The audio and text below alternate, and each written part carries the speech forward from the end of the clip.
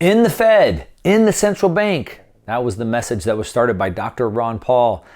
Congressman Doctor Ron Paul started an entire generation, entire movement that spawned me and many others like me to continue pushing this message. But why? Why should we end the Fed?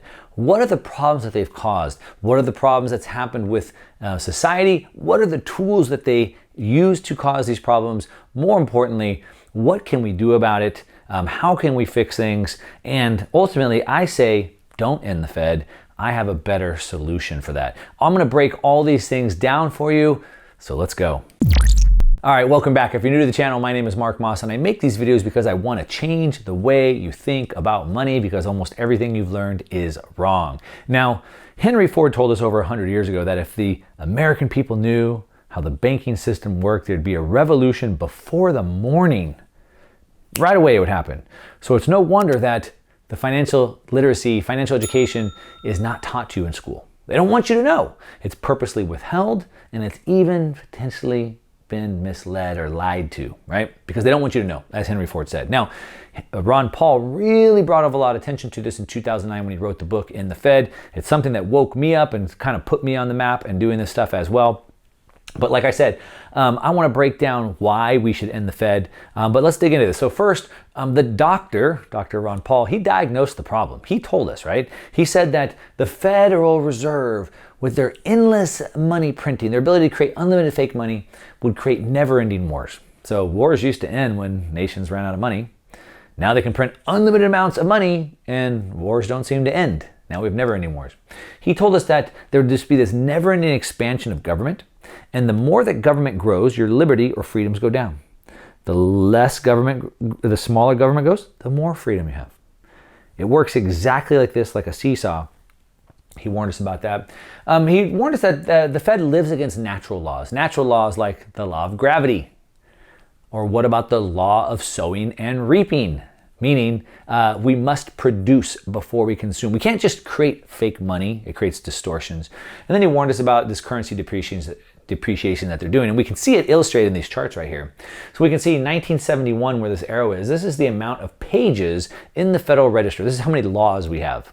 And you can see the amount of laws was increasing, but look at this in 1971. Almost completely straight vertical. As soon as they started printing money, they broke the gold standard. They had no more restraints. They could print unlimited amounts of money. The federal government expanded like we've never seen before, and it's continued to climb and escalate ever since. And while they did that, the spending has continued to go up and up and up ever since.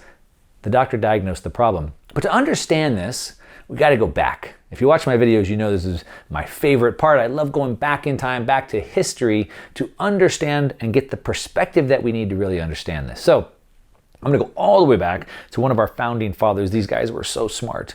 We'll never be as smart as they were because we got like social media and stuff today. They used to just read, talk philosophy, and think about this stuff. Anyway, he said, American people, if the American people ever allow private banks to control the issue of their currency, like a Federal Reserve, first by, I underlined it, inflation and then deflation. Key pieces. All right, we'll talk about those.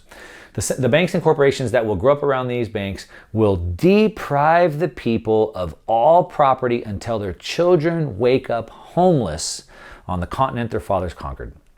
Now, you've heard the World Economic Forum says by 2030 you'll own nothing and you'll be happy.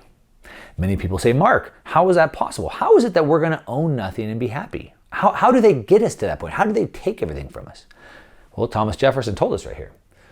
First, by inflation, and then deflation. That's how they do it. And I'm going to show you how that works. To understand this, we'll go back in time, we'll look at the history of the central banks. I don't want to spend a lot of time on this. I could make a whole video just on the history of banks. If you want to know, leave me a comment down below and we can make a video just on that because it's a big subject. But really, the first central bank was really established, the Bank of England, in 1649.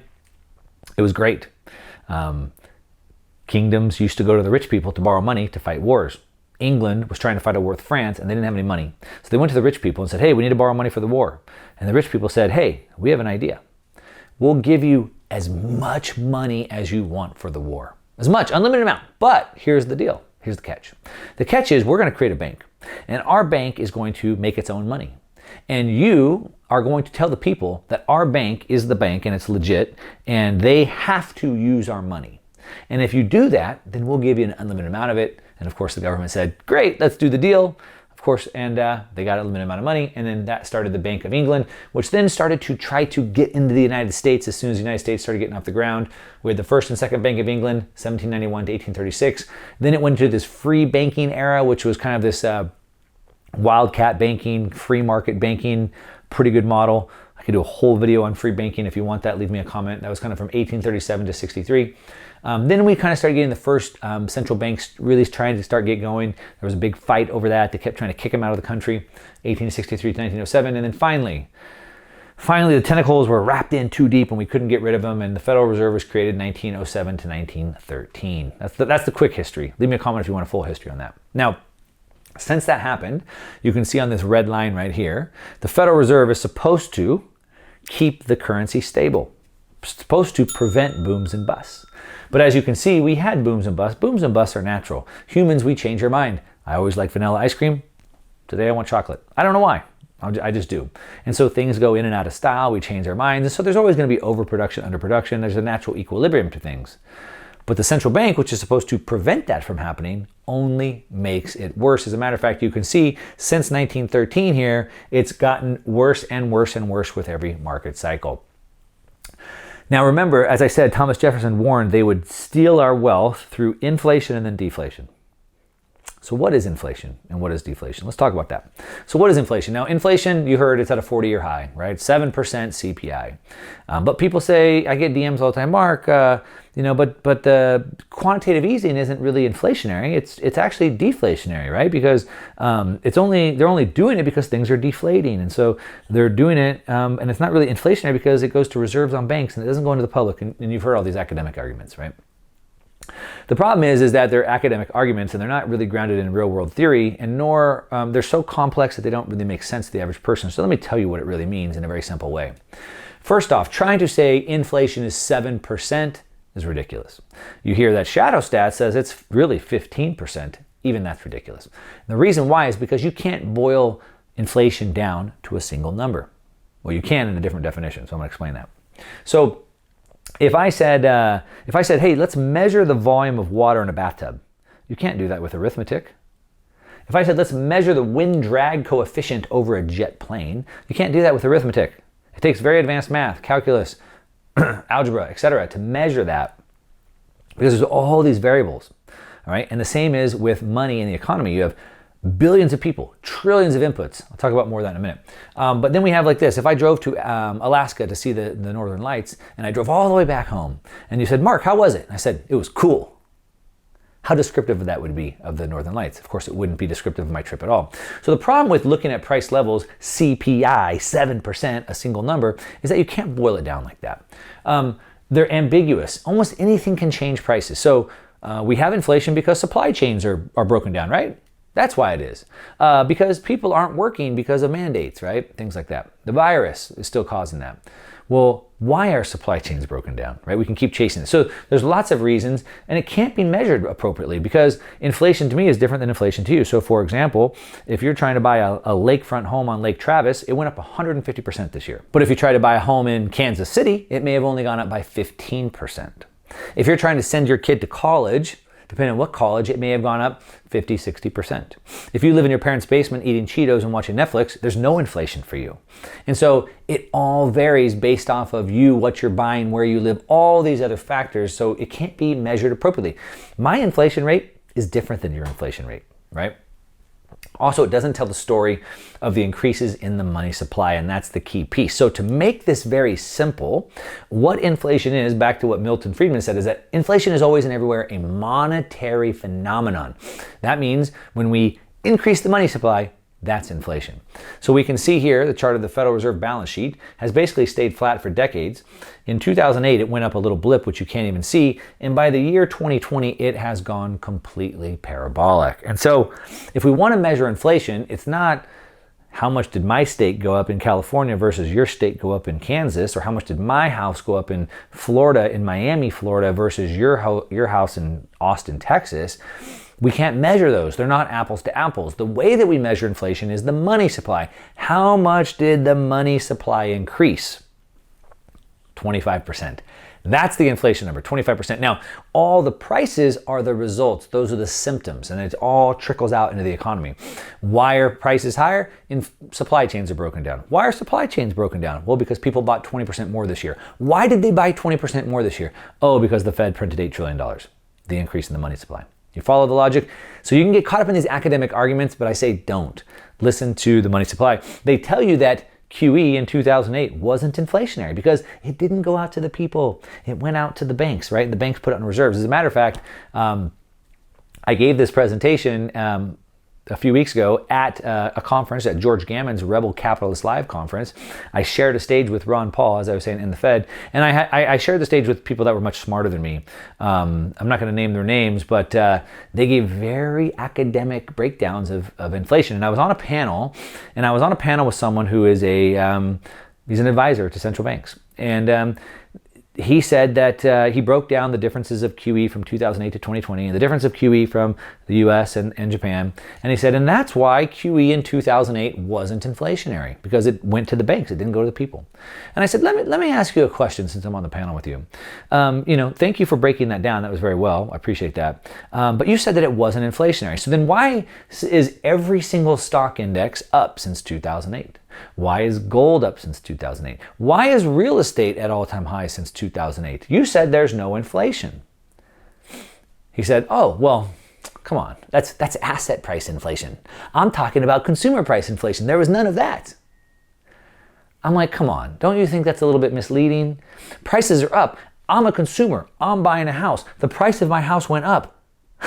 That's consumer price inflation as far as I'm concerned. So don't get caught up in that argument. Look at the increase in the money supply. But really what's happening is it's the purchasing power that's going down. They're stealing your wealth. Your dollars do not buy as much as they used to because they've increased. They've made more of them. All right, now the second piece to this equation is interest rates. The Fed, the central banks, have two tools. One, they can adjust interest rates. Two, they can adjust the money supply. They're both a little bit the same, but the one is different. Now, an interest rate is the cost that it takes me to buy money. What does that mean, Mark? Buy money? Are you kidding me? Well, if I want to buy a $50,000 truck, I need $50,000 today. I'm agreeing to buy $50,000 today that I will agree to pay you back later. How much does it cost me to buy that $50,000 today? It's the interest rate. The interest rate is the cost to buy that. And the thing is that supply and demand is supposed to adjust that rate. So if there's more people saving, means they're consuming less, they're saving more, there's more disposable income, there should be more people loaning money. If there's more people loaning than there are borrowers, the rate would go down. If there's more people trying to borrow than there are lenders, the rate should go up. That's how it should work. Should being the case. The thing is that price equals truth. And so when we talk about price inflation, we have billions of prices and people and trillions of inputs that make up all these different prices all over the board. We have all these different borrowers and lenders and people saving and people spending and how much, what is the equilibrium between borrowers and sellers, and it's all boiled down into a single number. The single number, it aggregates all of this information, trillions of inputs of data, and gives me one interest rate or one price for this good or service. And it takes all that data to do that.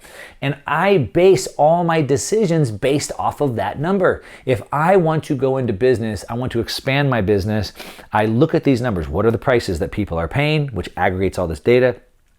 What's the interest rate for me to borrow that money? It tells me all about the borrowers, the savers, the consumable spending, etc. And I base my decisions. I risk my life savings potentially. I risk my blood, sweat, tears, all my time, energy, etc. into that endeavor. And I do that based off of the data, the price. The problem is that the price is distorted. And the price is distorted because the Federal Reserve, the central banks, are pumping it full of trillions of dollars of money. And it makes me mad. And here's why I'm mad about this. Because you and me, as a business owner, as a head of a household, I'm doing the best that I can. I'm saving. I'm risking my life savings. I'm putting it into a business. I'm working day and night. I'm not seeing my kids. I'm doing all these things to stay ahead because they're debasing the currency so fast. They're printing so much money. Now, if I don't do that, I get left behind because my money's buying less and less. So I'm forced to invest. I'm forced to buy real estate. I'm forced to buy equipment. I'm forced to grow. But the problem is I'm doing it all off of bad data. I'm doing it all off of bad data. And this is the worst part. Now remember, in the beginning, Jefferson said they would steal our wealth through inflation and deflation. Those are the tools. So inflation, first thing they do, boom, pump in $9 trillion of stimulus. They pump in $9 trillion of stimmy, and the markets go crazy. People are buying stuff. People are buying 20% more things than they were before, which is why supply chains are breaking down. They're going crazy. People are buying real estate. People are buying trucks and cars and equipment and expanding businesses. All these things, going on vacation, going out to eat, blah, blah, blah, blah, blah. And I am, as a business owner, have based my decisions based off of this faulty data that there's demand that's there. But the problem is the demand is only because they pumped in $9 trillion. What makes me mad is that you and I have done the best that we can, making the decisions the best decisions that we can. We're forced to. We can't not do it because we're left behind. So we've done the best that we can. We've risked everything. And then they come along and suck the money right out of the system. Fed doubles taper rate. I's interest rate increases. 3 interest rate increases 2022. And everything crashes. We are forced to play the game, but then at any moment, they turn the music off and you and I don't have a chair to sit down in. We have zero control over how this works. And that's how, as Thomas Jefferson warned, through inflation and then deflation, they'll take everything. We rush into the top and they crash us down. Now, on top of that, this fiat money distorts every area of the market. Fiat money gives us fiat food, gives us fiat clothes, fiat education, fiat medicine. So in order to deal with this debasement and the rising costs, the food manufacturers have to do things to make food cheaper. So now they've skimped on the quality. Now our vegetables don't have vitamins and minerals in them anymore. Our meat has now been grown with hormones and steroids to get it to grow bigger in horrible conditions. It's given us fiat food, which is why I showed you before the obesity rate has gone, or I haven't shown you yet. I'm going to show you the obesity rate in a minute. The education system, all these things have suffered because of this fiat system. Now, on top of that, all this fiat money causes massive societal problems. A lot of you don't think about this, but this is how bad this is. Why are things breaking apart at the seams of society? I say it's the money. That's why I say if we can fix the money, we can fix the world. As a matter of fact, my shirt, MMGA, make money great again. If we can fix the money, we can fix the world. So look at this. In 1971, which is the year the Federal Reserve broke off the gold standard, they got rid of the chains that held them back and they could print unlimited amounts of money. Since that time, growth and wages were growing together. Since that time, real wages have stayed flat, while everything else has gotten more expensive. So adjusted for inflation, no one's making any more money than they were in 1970. At the same time, everything's more expensive. That's the problem. It makes it harder to live. And because of that, in 1970, we had to go to dual incomes. So the husband only working went from 40% to 20%, cut in half. At the same time, both spouses working went from 47% to 66%. So now one person used to be able to work and have the American dream, and now 2 people have to work and you still can't have the American dream. That causes problems. The husband and wife aren't home together. Now they're fighting over money. On top of that, we have this rise of speculation. And so wealth is goods and services. If I had $1 billion of cash and $1 billion of gold and $1 billion of Bitcoin, and I was on a deserted island with no food, water, a boat, a phone, nothing, none of that, Bitcoin, gold, or cash, is worth anything to me. It's only worth what I can buy in goods and services. So wealth, a nation, wealth is because we produce goods and services. But we stopped. We stopped producing goods and services. And instead, we do everything through speculation now. Last month, we had the record amount of job quits. Everyone quit their jobs to go trade trade options on Robinhood and cryptocurrencies. Speculation provided no value, no goods and services to the world. That's a problem. Because of that, we've seen here, since 1971, where this red arrow is, the unwed mothers. The amount of babies born to unwed mothers has gone through the roof. The divorce rate, which was very closely correlated and pretty flat in 1971, took off like a skyrocket again. You used to have one, now both people are working, they're stressed out, they're fighting over money, they're not spending time together. The divorce rate, and then look at the incarceration rate. Completely flat until 1971 and has completely skyrocketed because I guess if you're broke, you're pissed off, you're committing crimes, you're stealing, who knows whatever's happening there. On top of this, we talked about the obesity rate a minute ago. I jumped the gun. You can see since 1971, the obesity rate has completely gone parabolic because fiat money, fiat food. It's your food that's causing all the problems. all that fast food that you're eating, the stuff in a box that you're cooking, because it's expensive to eat good food these days. We have the medical bills. Medical bills were flat until 1971, have taken off like a complete skyrocket. And life expectancy, even though we're making or spending more money on medical bills, we're not living any longer. It's a big societal problem. Now, this is a long video. This was a presentation that I gave at George Gammon's conference, Rebel Capitalist Live, when I shared a stage with Ron Paul. And I'm breaking this into a two-part video. So the next part of the video, I'm gonna break down, where does all this lead if we don't fix this? I mean, we're already breaking apart the seams. It's been 50 years since we got off the gold standard, and I showed you the societal problems that we have today. Where does this go very quickly if we don't fix this? What breaks this trend that we're on? I'm going to show you the mega politics that are reshaping the world. A lot of people think that the Biden administration is doing this, or Klaus Schwab at the World Economic Forum is doing all this. Both of those are wrong. Mega politics is actually reshaping the world, and I'm going to show you where that's taking us. I want to give you the Star Wars analogy and what F.I. Hayek, one of my favorite economists, what he said. I want to show you the Socrates solution to all of this. It's brilliant. You're going to love it.